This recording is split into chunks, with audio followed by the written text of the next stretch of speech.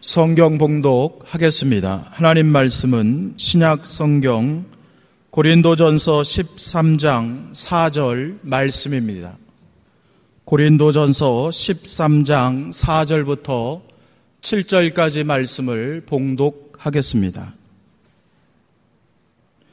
사랑은 오래 참고 사랑은 온유하며 시기하지 아니하며 사랑은 자랑하지 아니하며 교만하지 아니하며 무례히 행하지 아니하며 자기의 유익을 구하지 아니하며 성내지 아니하며 악한 것을 생각하지 아니하며 불의를 기뻐하지 아니하며 진리와 함께 기뻐하고 모든 것을 참으며 모든 것을 믿으며 모든 것을 바라며 모든 것을 견디느니라.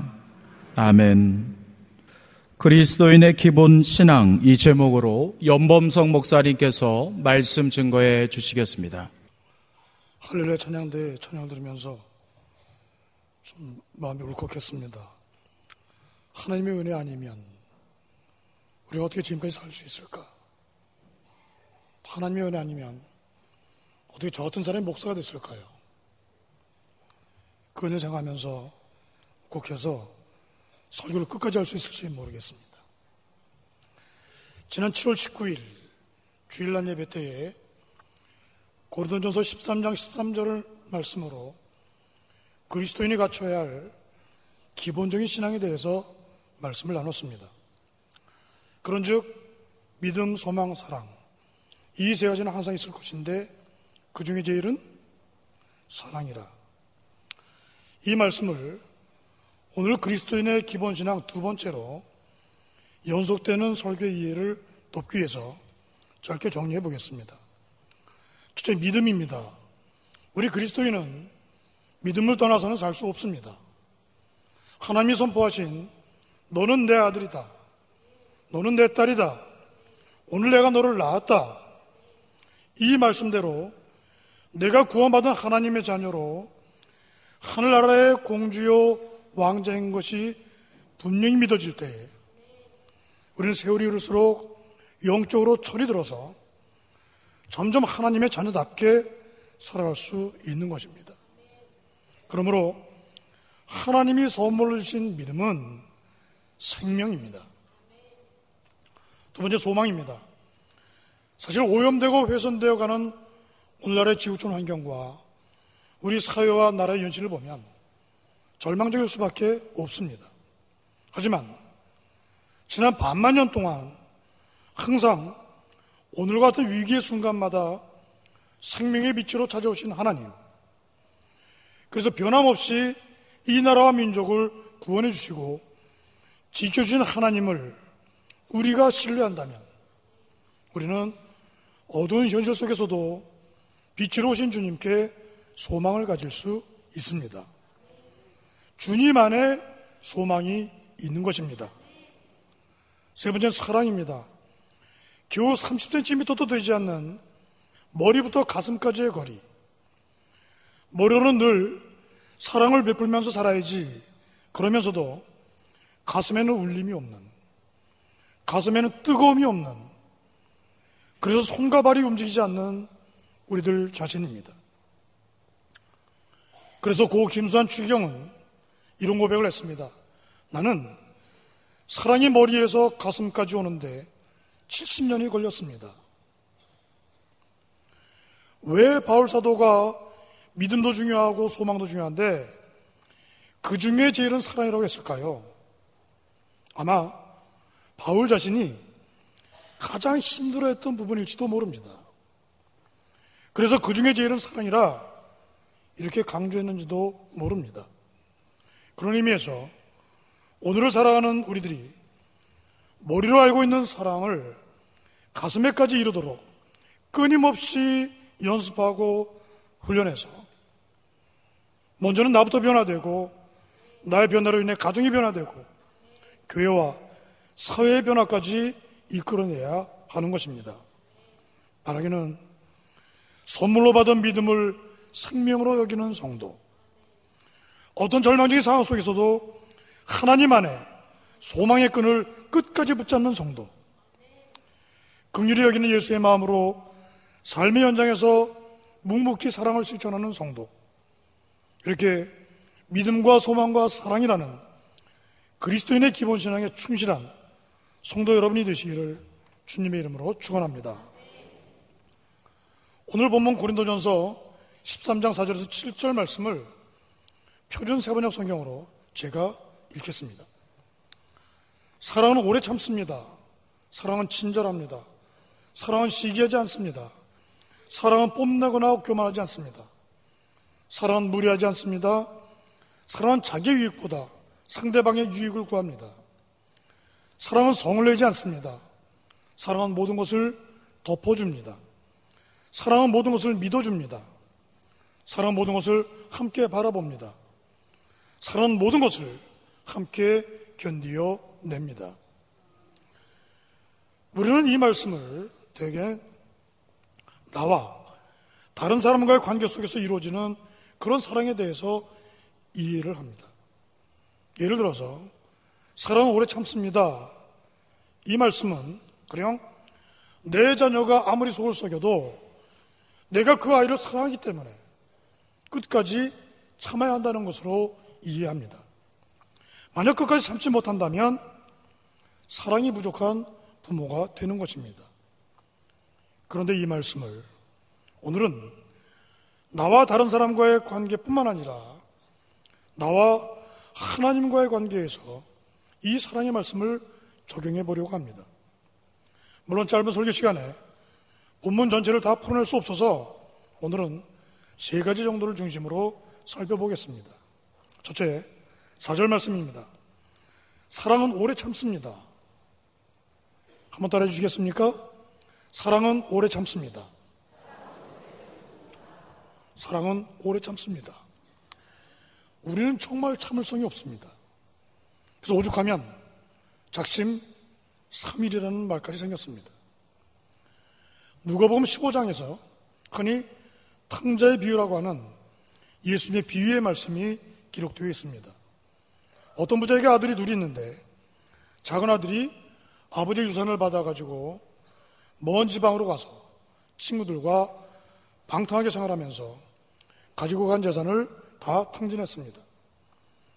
나중에는 먹을 것이 없어서 굶어 죽게 됐는데 그때야 비로소 풍족한 아버지의 집을 기억하고 그리워합니다. 작은 아들은 돌아가기로 결심하고 집으로 향하는데 아버지와 아들이 상봉하는 장면을 성경은 이렇게 기록하고 있습니다. 그가 아직도 먼 거리에 있는데 그의 아버지가 그를 보고 측은히 여겨서 달려가 그의 목을 껴안고 입을 맞추었다. 사람들은 이 비유의 말씀을 탕자로 살았던 작은 아들이 돌아온 곳에 초점을 맞춥니다. 물론 회개하고 돌아오는 것은 대단히 중요한 의미입니다. 그러나 한 걸음 더 나아가 본다면 주님께서는 탕자와 같은 나를, 탕자와 같은 우리를 오랫동안 참고 기다리시는 아버지 하나님의 사랑을 주님은 말씀하고 싶으셨던 것입니다. 방탕한 아들이 다시 돌아올 때까지 참고 기다리시는 아버지의 사랑. 그렇다면 마찬가지로 나의 미련한 생각과 내 입술의 거짓된 말과 어리석은 행동을 보실 때에 우리 하나님이신 아버지께서는 얼마나 오래 참고 계시는 것일까요? 아마 하나님 아버지의 참고 기다리시는 사랑이 아니면 우리는 벌써 멸망하고도 남았을 것입니다. 그렇다면 하나님이 참고 기다리실 때 우리는 빨리 회개하고 돌아와야 합니다. 본문 4절에서 사랑은 친절합니다. 우리는 하나님께 불친절할 때가 많이 있습니다. 또 사랑은 교만하지 않습니다. 그래야 하는데 우리는 참 교만합니다. 또 사랑은 무례하지 않습니다. 우리는 또 하나님 앞에서 얼마나 무례하게 행동하는지 모릅니다. 코람 데오라는 라틴어가 있습니다. 코람 앞에 데오 하나님. 코람데오, 하나님 앞에서라는 말입니다. 가끔은 하나님 앞에서 내가, 하나님 앞에서 우리가 이래도 되나 할 때가 있습니다. 항상 우리가 하나님 앞에 있다고 믿는다면, 정말 믿는다면 어떻게 거짓말을 할 수 있을까요? 또 어떻게 하나님 앞에서 무례하게 찬양하던 이 입술로 남의 험담을 하고 사랑에도 부족한 시간에 미워할 수 있을까요? 그런데도 하나님은 회개할 때까지 참고 기다려주시는 사랑의 하나님이십니다. 그러므로 나도 모르는 사이에 불친절을 하려고 할 때, 또 교만한 마음이 들 때, 그리고 무례한 행동을 하려고 할 때 코람데오, 하나님 앞에 내가 서 있다는 사실을 기억하시고 먼저 회개하는 성도 여러분 되시기를 주님의 이름으로 축원합니다. 그리고 하나님이 나를 참아주시듯이 나도 내 자녀를, 내 친구를, 내 이웃을 끝까지 사랑으로 참아주는 성도 여러분 되시기를 주님의 이름으로 축원합니다. 사랑은 오래 참습니다. 두 번째는 5절 말씀입니다. 사랑은 자기의 유익보다 상대방의 유익을 구합니다 라는 말씀입니다. 한번 따라해 주시겠습니까? 사랑은 자기의 유익보다 상대방의 유익을 구합니다. 아멘. 21세기에 들어선 이후 지금까지 세상을 움직이는 큰 두 개의 화두가 있습니다. 하나는 네트워크, 그리고 또 하나는 지속 가능한 발전입니다. 네트워크는 우리말로 풀면 관계망이라고 할 수 있습니다. 사람과 사람이 모여서 서로 관계를 가지고 어떤 사안에 대해서 함께 고민하고 협력해가는 공동의 형태를 네트워크라고 합니다. 그런 의미에서 하나님과의 네트워크를 아주 잘한, 성공적으로 한 성경 인물 가운데 한 사람이 아브라함입니다. 가령 창세기 13장에 아브라함이 자기 조카인 롯과 헤어지는 장면이 나옵니다. 그때 아브라함은 자기가 큰아버지이지만 땅의 선택권을 조카인 롯에게 줍니다. 그런데 롯이 주변을 살펴보니까 기름진 요단 땅과 아주 척박한 헤브론 땅, 이 둘밖에 없습니다. 선택의 여지가 없습니다. 롯은 자기가 비록 어린 조카지만 기름진 요단 땅을 먼저 선택합니다. 롯 입장에서는 선택의 폭이 좁아서 상대방의 유익보다 내 유익이 먼저 눈에 보였기 때문입니다. 그래서 본문 말씀처럼 사랑은 무례 행하지 않는 것인데 큰아버지에게 무례를 범한 것입니다. 롯은 하나님과의 네트워크, 하나님과의 관계가 이미 깨져 있었다는 증거입니다. 그런데 아브라함은 하나님과의 관계가 끈끈했습니다. 그래서 나의 유익보다는 조카 롯의 유익을 구했습니다. 그리고 자기는 나머지 땅, 척박한 헤브론 땅을 향해서 갑니다. 그런데 롯이 요단 땅으로 출발한 이후에 하나님께서는 아브라함을 따로 불러서 이렇게 말씀하셨습니다. 너 있는 곳에서 눈을 크게 뜨고 북쪽과 남쪽, 동쪽과 서쪽을 보아라. 네 눈에 보이는 이 모든 땅을 내가 너와 네 자손에게 아주 주겠다. 나중에 성경을 보면 결과적으로 롯이 선택한 요단 땅은 너무 기름지고 풍족해서 사람들이 나태함으로 타락해 가기 시작했습니다. 그런데 아브라함이 간 헤브론 땅은 너무 척박해서 부지런히 일할 수밖에 없어서 하나님의 은혜로 그 척박한 땅이 점점 기름진 땅으로 변화되어 갔습니다. 그런데 그 넓이가 이쪽 요단 땅보다 무려 37배나 더 넓었습니다. 이렇게 아브라함이 하나님과의 네트워크에 성공해서 복받은 이유가 있습니다. 지속 가능한 발전입니다. 아브라함은 끊임없이 자기를 갈고 닦아서 작년보다는 금년, 어제보다는 오늘 신앙의 발전을 지속적으로 이루어가고 있었습니다. 그래서 하나님이 원하시는 뜻, 즉 그 뜻을 이루어드리는 하나님의 유익을 구할 수 있었던 것입니다. 내 뜻대로 마옵시고 아버지의 뜻대로 하옵소서. 이것은 내 유익보다 하나님의 유익을 구하는 기도입니다. 아브라함은 하나님의 유익이 곧 나의 유익이라는 사실을 깊이 깨달았습니다.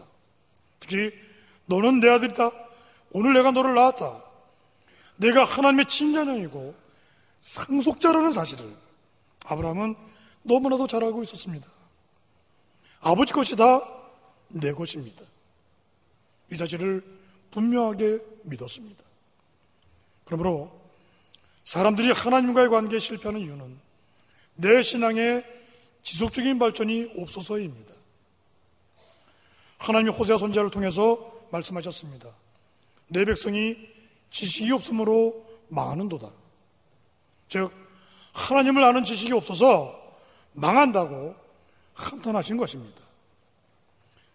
여러분은 하나님을 아는 지식이 지속적으로 끊임없이 발전하고 있습니까? 바라기는 하나님 아는 말씀의 지식과 신앙의 지속적인 발전으로 하나님과의 관계에 성공하시기 바랍니다.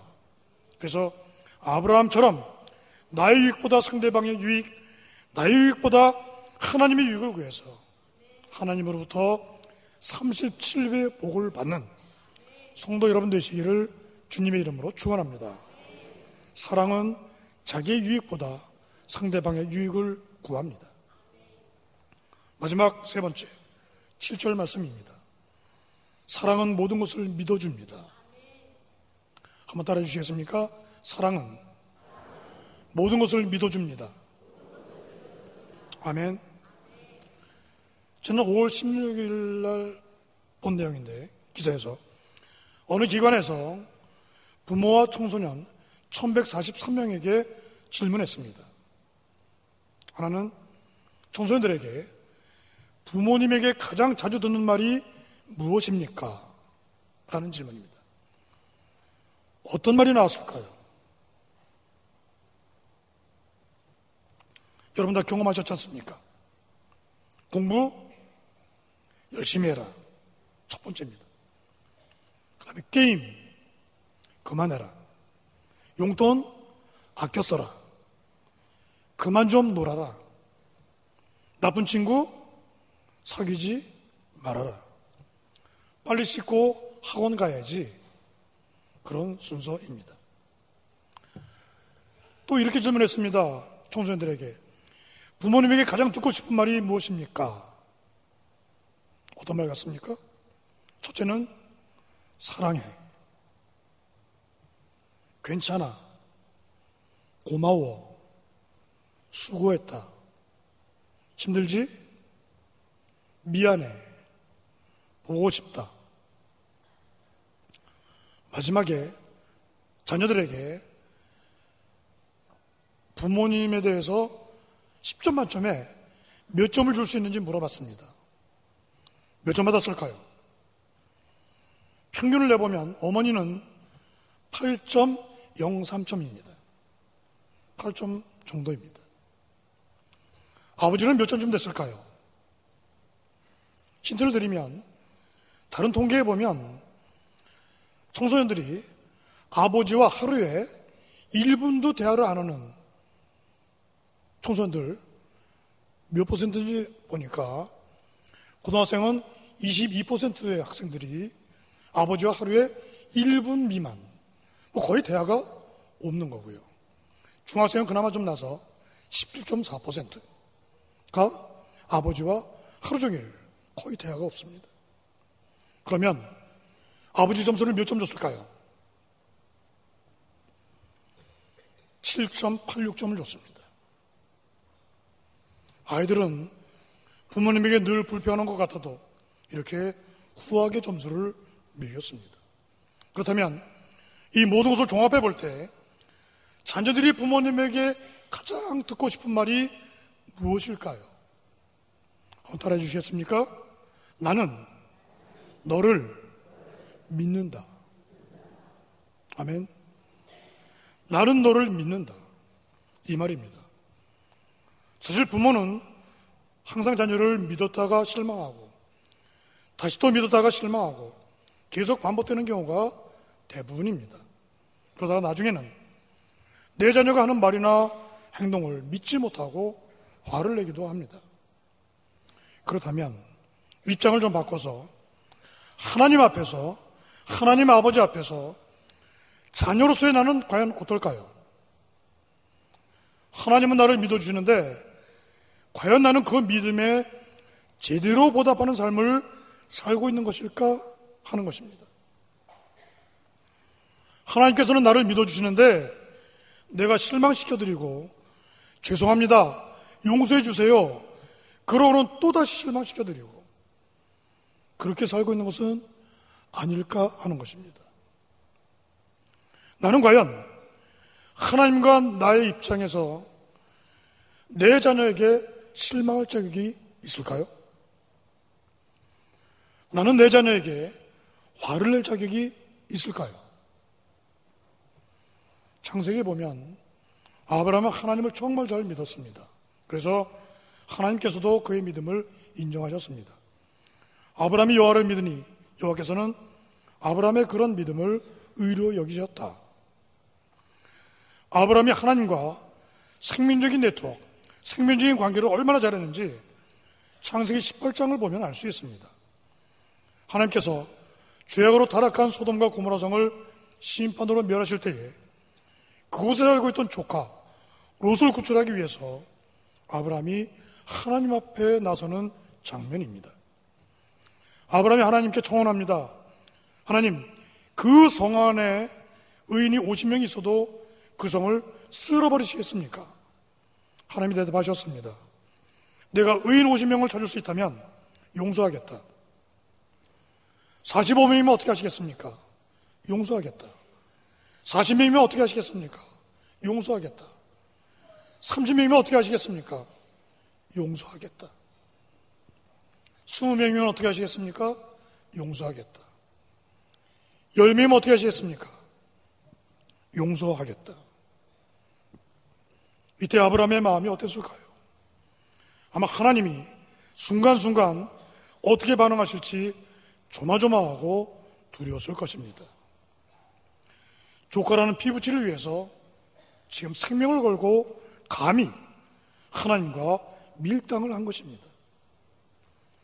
그러나 아브라함은 하나님과의 생명적인 관계를 믿고 있었습니다. 믿었습니다. 즉 하나님을 떠나서는 살 수 없는 생명적인 관계인 것입니다.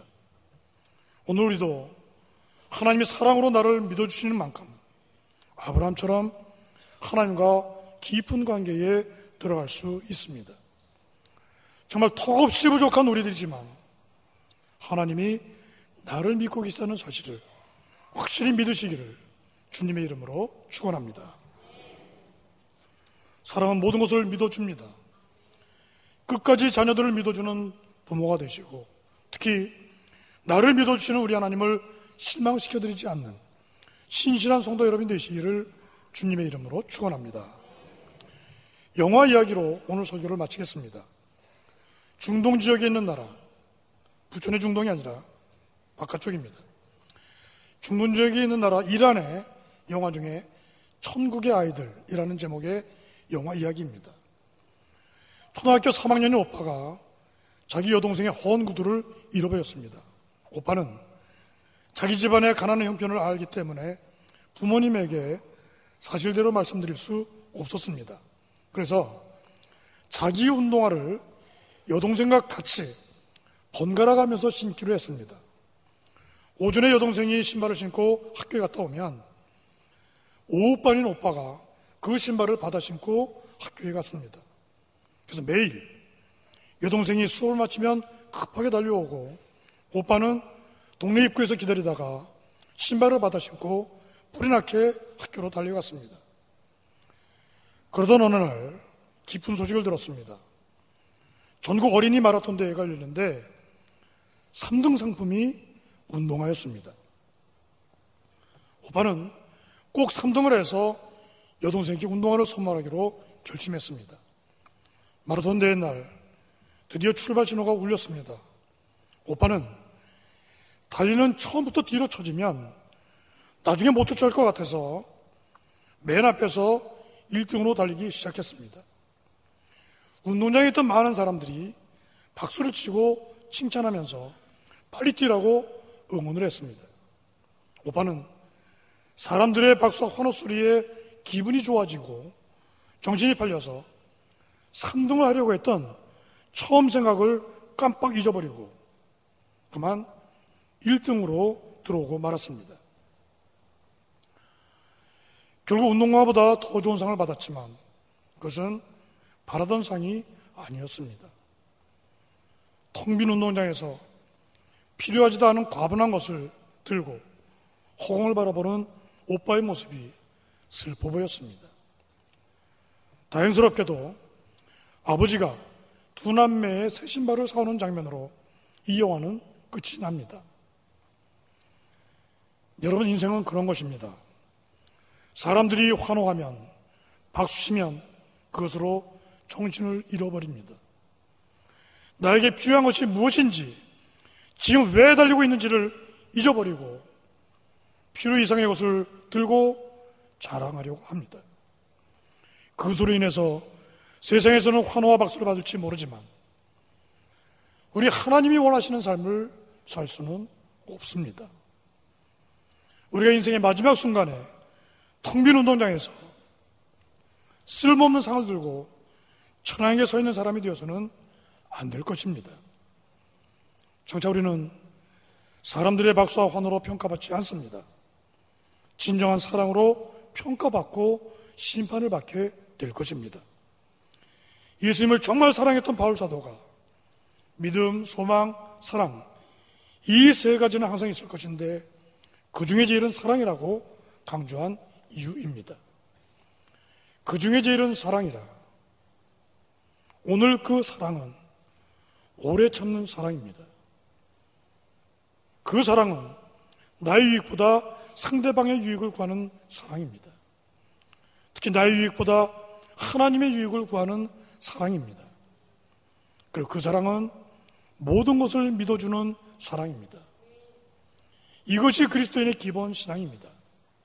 그러므로 나의 인격도, 나의 성품도, 나의 신앙도 지속적으로 발전해서 우리 하나님을 떠나서는 살 수 없는 생명적인 관계를 반드시 이루어가는 성도 여러분 되시기를 주님의 이름으로 축원합니다. 바라기는 믿음과 소망과 특히 사랑이라는 지극히 기본적인 신앙이 내 삶의 밑바탕에 깔려 있어서 세상의 박수와 환호에 현혹되지 않고 아브라함처럼 하나님의 마음에 쏙 드는, 하나님을 기쁘시게 해드리는 수준 높은 신앙의 성도 여러분 되시기를 주님의 이름으로 축원합니다.